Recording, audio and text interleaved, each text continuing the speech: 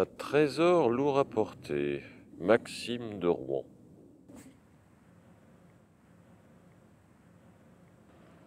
Chapitre 1. Dragon. Un dragon. Eh oui. Je suis un dragon. Mais un dragon pas tout à fait comme les autres. Ma famille m'a toujours vanté les bienfaits des trésors.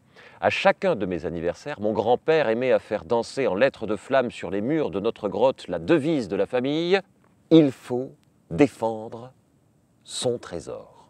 Mais moi, je n'ai jamais compris pourquoi. Dormir sur un tas d'or, ça vous brise en deux, ça vous colle des courbatures, ça vous flanque des torticolis, ça vous tord la colonne vertébrale. Combien de fois ai-je rêvé de troquer mon détestable matelas d'or contre un moelleux lit de plumes sur lequel se reposent la plupart des êtres civilisés? Je mets ma griffe à couper que vous n'imaginez pas tous les inconvénients qu'un trésor peut causer. Vous ne pouvez pas vous faire rôtir un bon gueuleton sans être interrompu entre le fromage fondu et la crème brûlée par de preux chevaliers en quête d'aventure ou de gloire. Enfin, même si vous colmatez l'entrée de votre antre pour dormir tranquillement, il y aura forcément un sorcier ou une armée de lutins pour venir vous réveiller en pleine nuit et revendiquer vos richesses. Est-ce que vous croyez qu'ils se donnent la peine de sonner? Pensez donc. Bien sûr que non. Personnellement, je trouve ça déprimant. Chaque nuit, c'est le même manège, les paupières pleines de cendres, vous êtes obligé de vous lever, d'inspirer un grand coup et de faire chauffer un grand feu tout au fond de votre gorge, puis de souffler. Ensuite, vous devez passer une partie de la nuit à nettoyer les os calcinés de ces créatures malpolies avant de pouvoir aller enfin vous recoucher. Et puis ces montagnes d'or, elles sont souvent sales. Très sales. Elles sont passées par toutes sortes de mains. J'ai vu certains aventuriers cacher leurs pièces dans des chaussettes si peu ragoûtantes que même les champignons refusaient d'y pousser. Pour moi, franchement, le feu n'en vaut pas la chandelle. Chapitre 2. Départ. Comme tous les dragons, j'ai quitté les braises du foyer familial le jour de mes 200 ans, lorsque mes parents m'ont offert mon premier trésor et ma propre montagne. Tout feu, tout flamme, ils m'avaient déniché un mont flambant neuf. À l'intérieur, ma famille n'avait pas lésiné sur les moyens.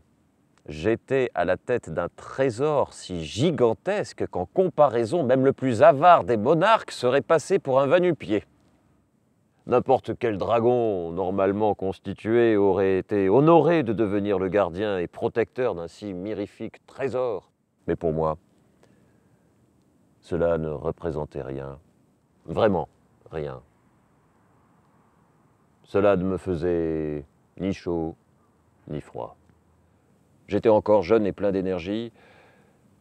Les 10 premières années à errer sur les flancs de la montagne m'ont paru longues, très longues, presque éternelles. Le temps s'étirait à l'infini et je n'avais rien à faire car personne ne connaissait l'existence de mes biens. Je peux l'avouer aujourd'hui, il n'y avait plus aucune étincelle dans ma vie. J'étais si résigné et si triste de n'être qu'un vulgaire gardien de trésors que je passais des semaines entières sans bouger. À l'époque, je croyais sincèrement avoir attrapé une maladie grave. En réalité, j'étais cruellement déprimé. C'est la raison pour laquelle je n'ai ni vu, ni entendu la créature entrer. Chapitre 3. Rencontre. Je reniflai et mes sens se réveillèrent. Par réflexe, j'ouvris la gueule et allumai au fond de ma gorge les braises d'un feu ardent pour éclairer la caverne. En temps normal, cela aurait amplement suffi à faire fuir n'importe quel héros qui osait pénétrer dans mon antre. Aussitôt, la créature fit un pas, non en arrière comme je m'y attendais, mais en avant. Et dans le même mouvement, elle repoussa son capuchon. J'écarquillai mes paupières, encore pleines de poussière, et mon cerveau mit un certain temps à accepter la réalité de ce que je distinguais. Une fillette. C'était une simple fillette. Ses yeux avaient la couleur de l'émeraude et son visage était aussi doux que celui d'une fée. Il faisait froid, et elle continuait à s'approcher tranquillement de ma mâchoire tout en frottant l'une contre l'autre ses fines mains gantées. De minuscules étincelles s'échappèrent de ses petits doigts. Puis elle fit un geste, un simple geste. Une caresse sur mon museau. Et toute ma vie bascula.